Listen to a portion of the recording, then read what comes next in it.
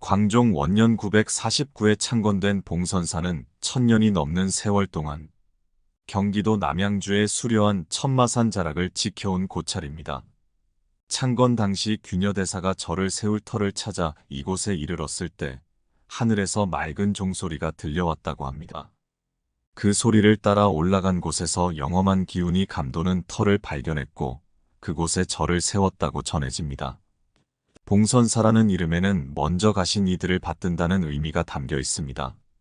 고려시대부터 조선시대를 거쳐 현재까지 이곳은 단순한 사찰을 넘어 민족의 역사와 함께 숨쉬어온 성지였습니다.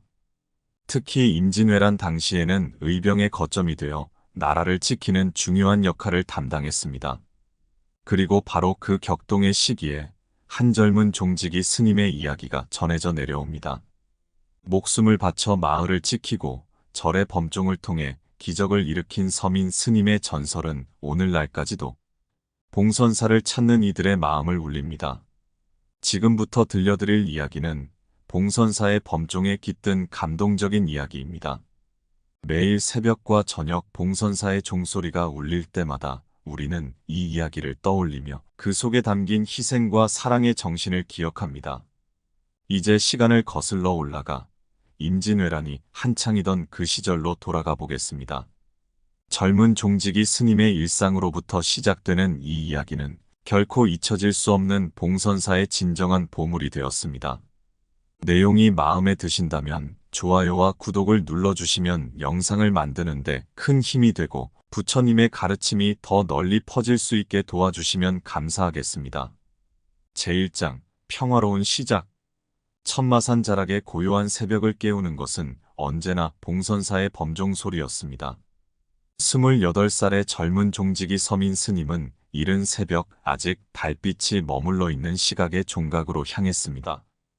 까맣게 그을린 장삼 위로 이슬방울이 맺히고 집 시내는 밤새 내린 이슬이 촉촉이 베어들었습니다. 서민 스님의 본명은 김서민이었습니다. 15살의 봉선사의 문을 두드린 그는 어려서부터 특유의 성실함으로 주지스님의 신임을 얻어 종지기를 맡게 되었습니다.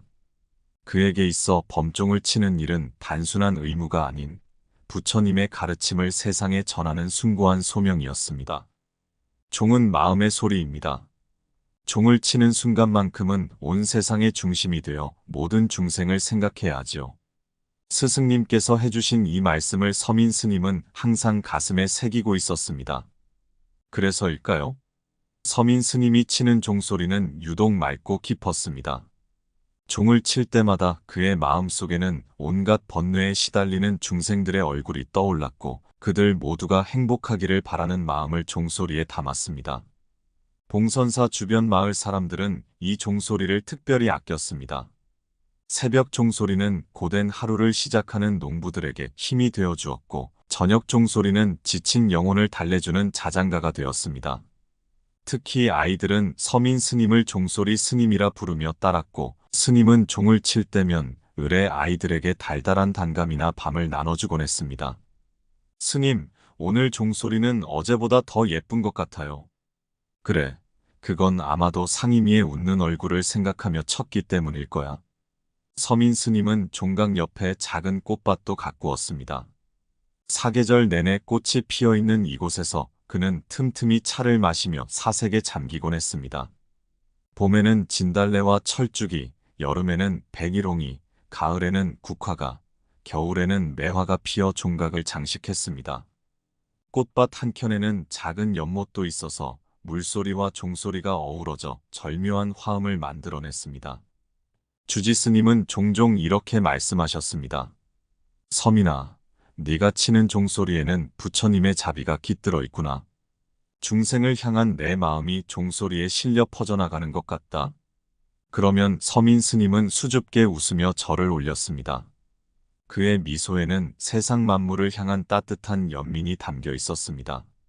매일 아침 저녁으로 울리는 종소리는 봉선사의 일상이자 마을의 심장소리였습니다. 1592년 봄 벚꽃이 절정을 이루던 그날까지만 해도 봉선사의 일상은 평화로웠습니다. 서민 스님은 여느 때와 다름없이 새벽종을 치고 꽃밭을 돌보며 스님들과 차를 마시고 아이들과 이야기를 나누었습니다. 하지만 누구도 알지 못했습니다. 이 평화로운 일상이 곧 큰 시련을 맞이하게 될 것이라는 사실을. 마지막 평화로운 저녁, 서민 스님은 평소보다 오래 종을 바라보았습니다.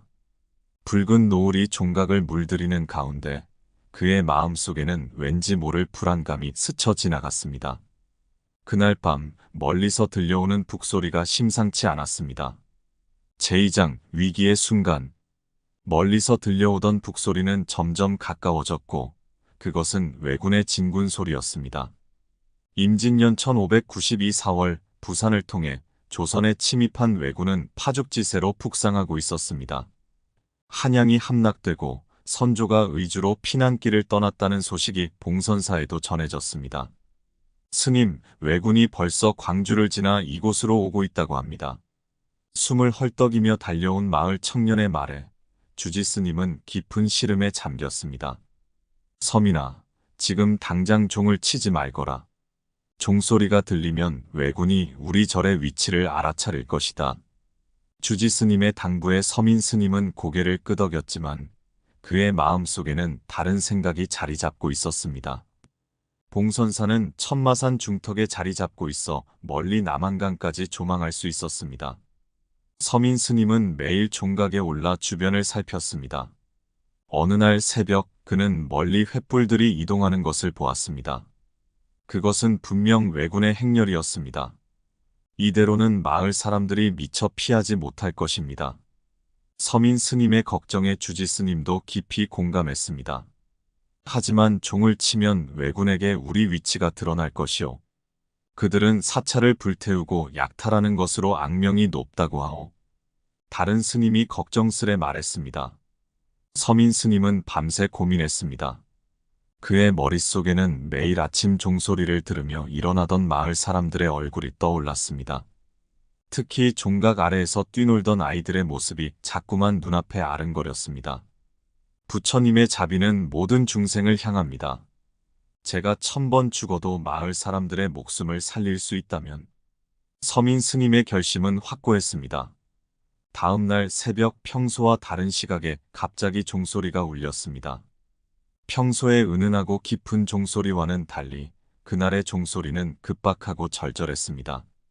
땅 마이너스 땅 마이너스 땅 3번의 타종 후 잠시 멈추었다가 다시 땅 마이너스 땅 2번을 치는 독특한 패턴이었습니다. 마을 사람들은 직감적으로 알아차렸습니다. 이것이 위험 신호라는 것을. 평소 서민 스님의 종소리에 깃든 마음을 알고 있던 그들은 곧바로 아이들과 노인들을 데리고 천마산 깊숙한 곳으로 피신하기 시작했습니다. 어서 피하시오. 왜군이 가까이 왔습니다. 서민 스님은 종을 치면서도 쉼없이 외쳤습니다. 주지 스님은 서민 스님의 결단을 이해했습니다. 절의 모든 스님들과 신도들도 서둘러 피신길에 올랐습니다. 하지만 서민 스님은 끝까지 종을 멈추지 않았습니다. 마지막 한 사람까지 안전하게 피신할 수 있도록 그는 계속해서 종을 울렸습니다. 멀리서 들려오는 말발굽 소리가 점점 가까워졌습니다. 왜군의 선발대가 이미 산자락에 도착한 것입니다. 서민 스님의 이마에는 땀이 흘렀지만 그의 눈빛은 단호했습니다. 그의 종소리는 이제 마지막 사람들이 피신하는 것을 확인하는 신호가 되었습니다.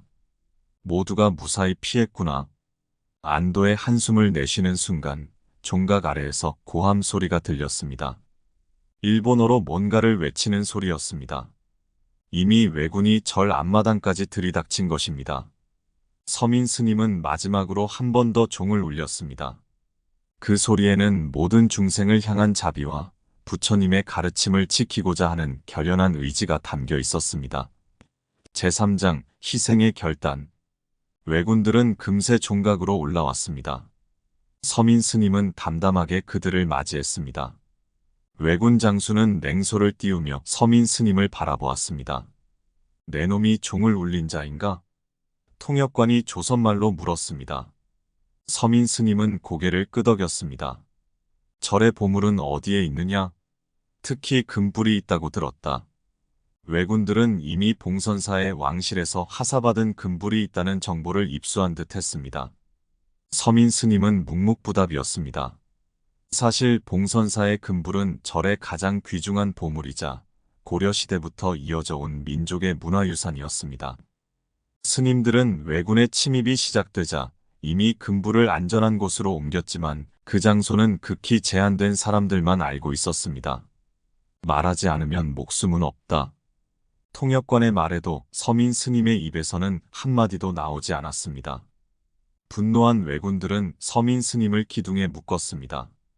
그들은 온갖 방법으로 스님을 고문했지만 스님의 입에서는 신음소리조차 새어나오지 않았습니다. 대신 그의 입술로는 끊임없이 나무아미타불이 흘러나왔습니다. 스님, 당신은 이미 많은 사람을 구했소. 이제 보물이 어디 있는지 말해도 될 것 같소. 통역관이 거의 애원하듯 말했습니다. 그때 서민 스님은 처음으로 입을 열었습니다. 진정한 보물은 중생의 마음속에 있는 법입니다. 나의 목숨과 바꿀 수 있는 보물은 없습니다. 해가 저물고 달이 떴습니다. 왜군들은 계속해서 스님을 괴롭혔지만 그의 의지는 조금도 꺾이지 않았습니다. 오히려 그의 눈빛은 점점 더 맑아졌고 그의 주위로는 이상한 기운이 감돌기 시작했습니다. 밤이 깊어갈수록 종각 주위로 안개가 피어올랐습니다. 평소에는 볼 수 없었던 짙은 안개였습니다. 왜군들은 불안해하기 시작했습니다. 안개 속에서 어렴풋이 들려오는 것 같은 종소리. 하지만 실제로 종은 울리지 않고 있었습니다. 스님, 도대체 어떻게 하면 당신의 입을 열 수 있습니까? 통역관이 다시 물었습니다. 서민 스님은 잠시 눈을 감았다가 떴습니다. 그의 눈에는 이제 한 점의 미련도 남아있지 않았습니다. 나에게는 단 하나의 소원이 있습니다. 마지막으로 한 번만 종을 치게 해주십시오. 왜군 장수는 잠시 고민하다가 고개를 끄덕였습니다. 어차피 이미 많은 시간이 흘렀고 한 번의 종소리로 달라질 것은 없다고 생각했을 것입니다. 묶여있던 밧줄이 풀리자 서민 스님은 천천히 종 앞으로 걸어갔습니다. 그의 걸음걸이는 비틀거렸지만 눈빛만은 흔들림이 없었습니다. 긴 고문으로 상처투성이가 된 그의 몸이었지만 종 앞에 서자 마치 모든 고통이 사라진 듯 평화로운 미소를 지었습니다. 부처님, 이 종소리가 모든 중생의 귀에 닿기를. 서민 스님의 마지막 기도였습니다. 제사장, 마지막 종소리. 서민 스님은 천천히 종을 향해 손을 뻗었습니다. 달빛이 종각의 처마를 비추는 그 순간 스님의 눈에서는 맑은 눈물이 흘러내렸습니다. 그것은 두려움의 눈물이 아닌 모든 중생을 향한 자비의 눈물이었습니다. 종을 치기 전 스님의 마음속에는 수많은 기억이 스쳐 지나갔습니다. 매일 아침 종소리를 들으며 일어나던 마을 사람들, 종각 아래서 뛰놀던 아이들, 저녁 종소리에 맞춰 하루를 마무리하던 농부들, 그리고 스승님의 가르침. 이 종소리가 마지막이 되겠구나. 스님은 깊은 숨을 들이마셨습니다. 첫 번째 타종. 쾅 평소와는 다른 깊고도 맑은 소리가 울려 퍼졌습니다. 그 순간 종각 주위의 안개가 더욱 짙어지기 시작했습니다. 두 번째 타종. 쾅 이번에는 더욱 강렬한 울림이 천마산 전체를 진동시켰습니다. 왜군들은 불안한 듯 서로를 바라보았습니다. 세 번째 타종. 쾅 종소리와 함께 갑자기 거센 바람이 불어왔습니다. 안개는 이제 종각 전체를 감싸기 시작했습니다. 네 번째 타종. 쾅 이상하게도 종소리가 산 전체에 메아리치며 끝없이 울려 퍼졌습니다. 마치 수백 개의 종이 동시에 울리는 것 같았습니다. 다섯 번째 타종. 쾅 마지막 종소리였습니다. 서민 스님은 온 힘을 다해 종을 쳤습니다. 그 순간 놀라운 일이 일어났습니다. 종소리와 함께 천마산 전체가 흰 안개로 뒤덮였습니다. 안개는 순식간에 짙어져 사람의 눈앞 한 뼘도 보이지 않게 되었습니다. 왜군들은 당황하여 소리쳤지만 그들의 목소리는 끝없이 울리는 종소리에 묻혀버렸습니다. 이게 무슨 흑술이냐? 왜군 장수가 소리쳤지만 이미 아무도 그의 모습을 볼 수 없었습니다. 그때였습니다. 멀리서 고함 소리가 들려왔습니다. 살랴, 살랴. 의병들의 함성이었습니다. 실은 서민 스님의 마지막 종소리는 신호였습니다. 천마산 곳곳에 숨어있던 의병들이 이 소리를 기다리고 있었던 것입니다. 짙은 안개 속에서 의병들은 자신들의 위치를 드러내지 않은 채 왜군을 혼란에 빠뜨릴 수 있었습니다. 안개 속에서 왜군들은 방향 감각을 완전히 잃었습니다. 그들은 서로를 적으로 오인하여 혼란에 빠졌고 결국 많은 수가 벼랑에서 떨어지거나 의병들의 습격에 당했습니다. 이 모든 혼란 속에서도 종소리는 계속해서 울렸습니다. 하지만 이상한 것은 서민 스님은 이미 종을 치고 있지 않았다는 것입니다. 종은 마치 스스로 울리는 것처럼 계속해서 소리를 내고 있었습니다. 의병들의 기습은 성공적이었습니다. 왜군은 큰 피해를 입고 도망쳐야 했습니다. 안개가 걷히고 날이 밝아오자 의병들은 종각으로 달려갔습니다. 그들이 본 것은 종 아래 미소를 띤 채 눈을 감고 있는 서민 스님의 모습이었습니다. 그의 얼굴은 마치 잠든 것처럼 평화로웠습니다. 놀랍게도 그의 몸에서는 이상한 향기가 났고 온몸에서는 은은한 빛이 감돌고 있었습니다. 그리고 그날 이후 봉선사의 종은 특별한 날이면 스스로 울린다는 이야기가 전해지게 되었습니다. 제5장 영원한 울림. 임진왜란이 끝나고 세월이 흘렀지만 봉선사의 종소리는 여전히 그날의 이야기를 전하고 있습니다. 특히 안개가 짙게 끼는 날이면 종이 저절로 울린다는 이야기가 전해져 내려옵니다. 서민 스님이 마지막으로 종을 친 그날 이후 봉선사의 종은 신비로운 영험을 가지게 되었습니다. 저를 찾는 순례자들은 이 종 앞에서 마음의 평안을 얻었고 간절한 기도를 올리는 이들의 소원이 이루어지는 일도 있었습니다. 스님의 넋이 종에 깃들어 있다고 하네요. 그래서 지금도 새벽에 종소리가 들리면 마을 사람들은 모두 잠시 하던 일을 멈추고 묵념을 한답니다.